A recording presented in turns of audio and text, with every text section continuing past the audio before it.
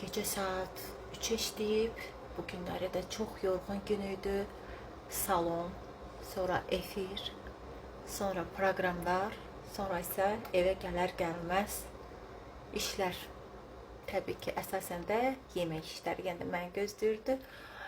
Bizdə uşaqlar salatı çox bəyənir, salatları bəyənirlər. Ona görə düşündüm ki, gec də olsa, dünənləri qazan kotlet eləmişəm, hələ qalıb.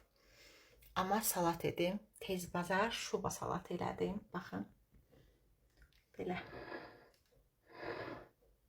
Üstün göyərtisinə fikir verməyin. Ola bilər ki, səliqəsiz olub.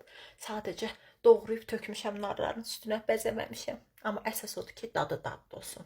Səliqəsiz olsa da qoxunam da köçür. Tez bazar yudum qoydum və salatımı sizə göstərim. Belə bir şuba salatı düzəltdim.